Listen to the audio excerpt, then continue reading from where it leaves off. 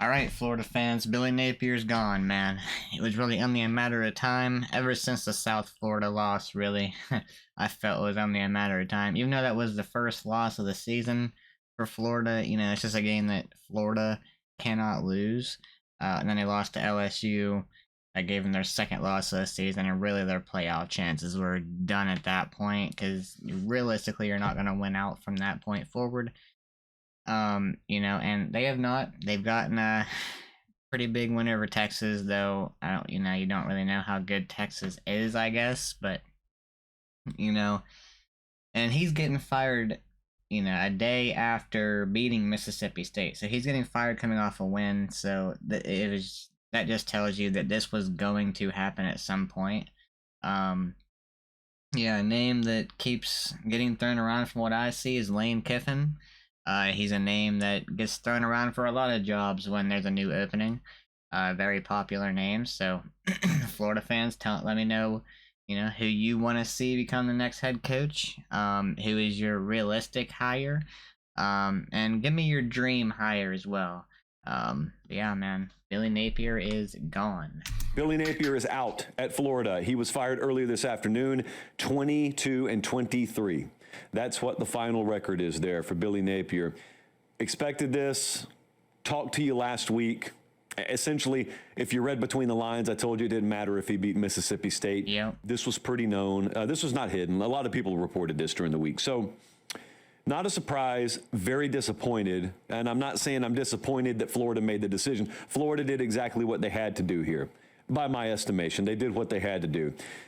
Napier never let go of play calling there, and it cost him his job. Mm-hmm. And we went down there in the spring. If you'll remember, we went... He was very stubborn, bro.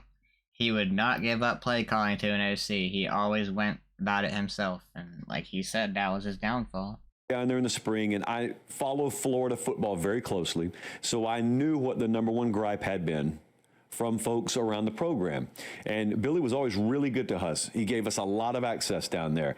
And I felt comfortable enough just kind of saying, hey, you giving up play calling? No. Why not? Why won't you give up play calling? And to his credit, he was honest. He said, I believe me calling plays gives us the best chance to win. Now, that did not end up being the case. It's classic. Two things were true. Billy said what he believed, and what Billy believed about the best interest of Florida football was wrong. And it cost him his job. That's the way it works. It's an adult world. Hey, man, he lost the job on his terms, I guess. It's a results-oriented world, and you make decisions, and those decisions do not yield results, and they fire you. And he's going to make a lot of money as part of the buyout. I don't really ever care about that. It's a huge deal. It's baked in to soften the blow here, but I'm a big human element guy. I'll talk about that in a second. But there's not really What was the buyout? For all the talk around Napier for several years down there now, there were people who thought it would eventually work. I was one of them. I think I kind of hoped it would work. There was never that big stretch of games. There may have been individual one-offs, but there was never that stretch of games where you said, oh, he's planted his flag. Here it goes. Yeah, last year with how he finished the season pretty strong, I thought Florida was going to have a much better season this year. I didn't think they were going to make the playoff necessarily. I thought they would be close. I thought they would finish as a ranked team, maybe like 9-3 or something. But, with how they finished last year, I thought the team was a little bit better coming into this year, and they're just, they're not, bro. And I knew that if he performed like this, if they had a worse season than last year, if they finished like 7-5, like 7-6, something like that with a bowl loss or something, or a bowl win, if they had a worse record than their 2024 record, I didn't think he was going to survive that at all.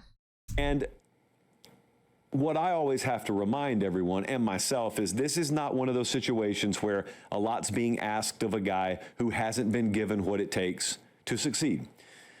To Florida's immense credit, they, in the past 15 years post-Urban Meyer, had fallen way behind. I'm not sure you can fully appreciate this unless you had seen behind the scenes down there. They had fallen way behind the power players in college football and in the SEC. And to their credit, they put their foot on the gas from an infrastructure standpoint, from an NIL standpoint more recently, from a strength and conditioning, sports nutrition, facilities, you name it, they put their foot down and they got the job done. And for that, the Florida job is a great job now. Florida's a destination program for any. The thing is, I'm seeing reports of Mike Norvell also possibly getting fired. So that's going to open up, if that happens, Florida and the Florida State job. Now, in the state of Florida, it's already hard enough, with all the competition from the other Florida schools. You got UCF, USF, Miami, Florida State, Florida, and now it's already hard enough for a team like Florida or Florida State or any of those schools to get one name to come there, one good name to come to your school, because of all the competition in the state for recruiting and all that. But now, not only do you have that, but you also have your rival opening up as well in Florida State, who's a very good program, very good place to coach football, bro. So that's going to make things really interesting if Florida State does end up canning Norvell, which, if they're going to do it, they better do it soon. I think they will if they want to, compete with Florida when it comes to coaching names. Like, if Florida's going after someone that they want, I feel like Florida State's not just going to sit around and wait, because what's the point? You ain't going to do nothing this year. You're coming off another loss to Stanford.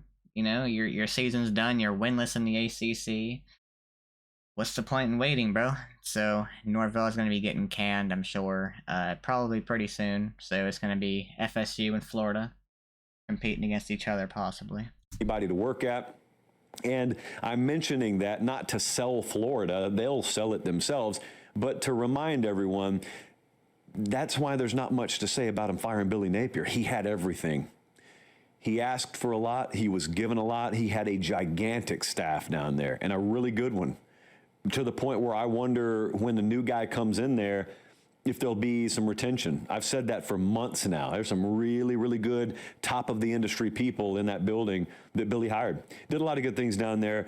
I don't ever remove the human element of this, which a lot of people do.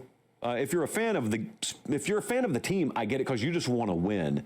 So if you have a terrible person winning football games for you, that's okay. And if you have a great person who's losing football games for you, you don't really care that he's a great person, because you're not hiring a Boy Scout leader. You want someone to win games. I look at it a little different, but that's because I'm not sitting there as a Florida fan. I'm just someone who knows Billy Napier, loves the dude, just loves him as a person, hoped it would work out for him as a coach. It didn't. I have trouble removing the human element on things like this.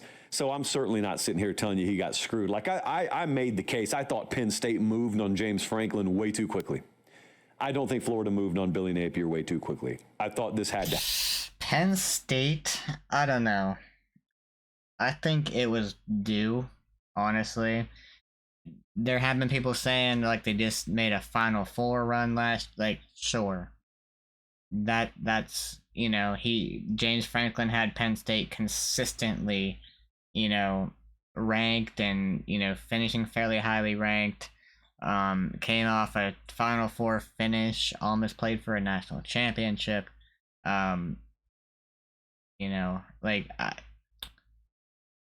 He just doesn't win big games, man. And when you go and you don't win these big games, and you come into this season having the expectations that you do with an experienced quarterback in Drew Aller, you start the season, ranked number 2 in the country, I believe, and you have all these high expectations, and you lose to Oregon at home. Sure, you can live with that, but then you go and lose to a winless UCLA. Then you go and lose to Northwestern. You're not surviving that. Happen.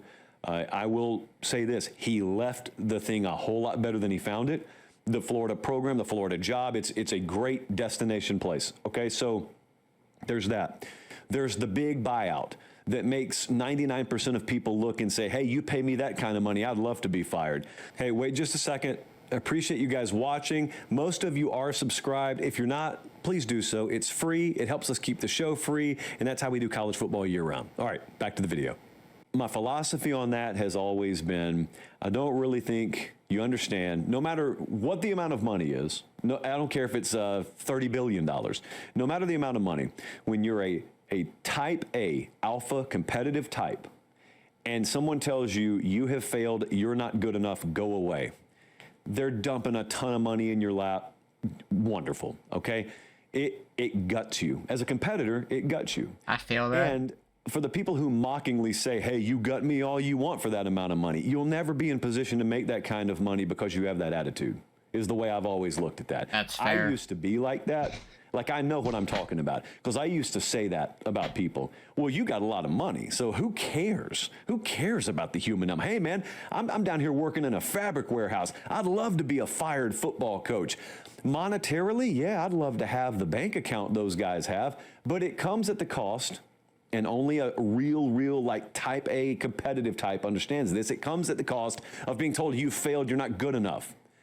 And there is no amount of money that fills that hole. Why do you think these dudes jump right back into coaching? Is it because they burned through all their money? These dudes live very isolated lives. They can't possibly burn through all that money. It's because being told you're not good enough, being told you're a loser, it hits you. That's what they tell you when they're firing you, in not so many words, leaves a hole in you. So the reason I never fancy myself a journalist is because I openly root for the ones I know to succeed. I'll use this platform sometimes to do it. If that turns people off, I don't think it really turns many people off, but it does make people say that I duck criticizing them sometimes. No, I duck trashing them. I don't duck criticizing them. I guarantee you every show we've ever done is public here, and we don't delete any of it. You go back and look at what we've said about Billy.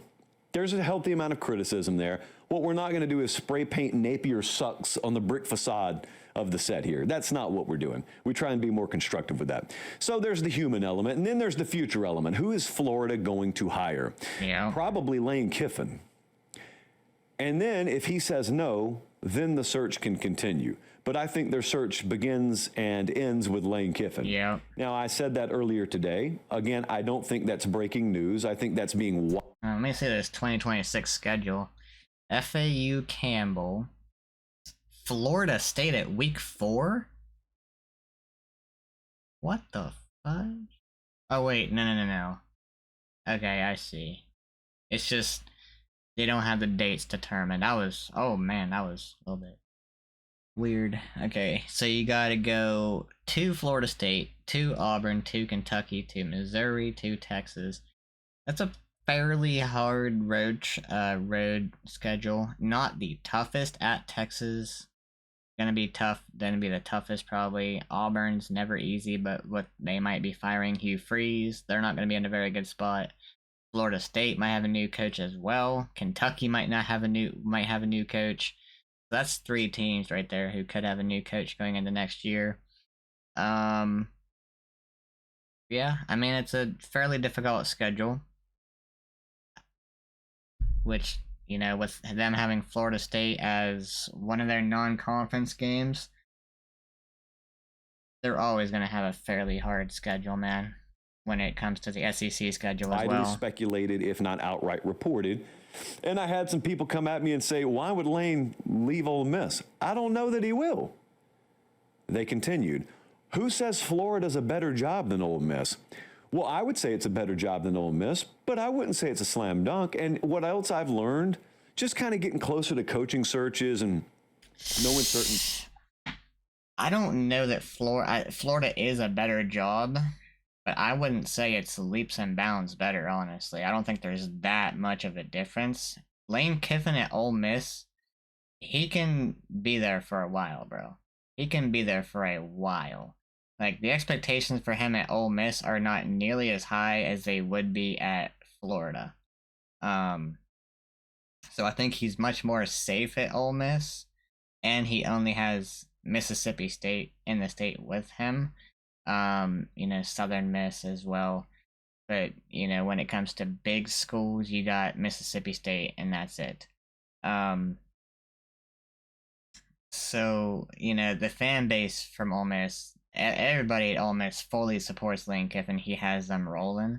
He has them in, one of the best positions they've ever been as a program. Um, so would you leave that to go try to fix what's going on at Florida with more pressure on you? I don't know, bro.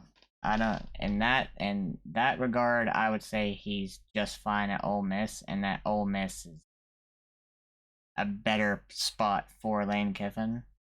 Guys, is which job is better is very conditional to which guy you're talking to. There's, for example, a type of person who would only coach in the Big Ten. So to them, the Wisconsin job would be more desirable than the Florida job. Now, to you and I, just generic onlookers, we think that's insane. But that's because our priority may be different than that person. So Lane Kiffin, to reinsert him into the conversation for a second. Does Lane look at Florida the same way a normal person looks at Florida, juxtaposed to Ole Miss? A normal person would say the Florida job is better than the Ole Miss job. Does Lane Kiffin think that? He happens to have the Ole Miss job right now and is doing very good at Ole Miss and has been very, very, very vocal lately about feeling woven into the fabric of Oxford, Mississippi. I take him serious until proven otherwise. So I said last year that if that job came open, I thought Lane would crawl over broken glass to get it. I did feel that last year. I don't feel that as strongly this year, although I would still make him the favorite to be offered and accept the Florida job. But by no means do I think that's a slam dunk. By no means do I think that. And I've asked around. I haven't asked Lane because I don't ask guys about job-related things during the season. But I've asked around just to kind of gauge the temperature. I've asked a lot of agents about this. I've asked them, do you think in his heart of hearts, he 100% has an answer to that question right now? Some of them have said yes. Others have said no. So it's very much a wait and see. But yeah, I think that's a Lane Kiffin job. Don't overthink the room on that. And then if he says no, then you adjust. But the Florida job, I'm just telling you, if you've got any doubts, is very, very coveted. And there are a lot of guys who are probably thought to be pretty secure at their current locations that if offered the Florida job would really have to think about taking the Florida job. Can't argue with that. I don't know, man. Me personally, I don't see Lane Kiffin leaving Ole Miss. I just don't see him wanting to restart again. He's finally built Ole Miss into a top 10 team. If it was me, I'm just staying put where I am. I'm staying put at Ole Miss. But that's just me, man. Yeah, let me know what you think in the comments down below. Hope y'all enjoyed. If you please drop a like, hit that subscribe button. I'll catch you all in the next one, man.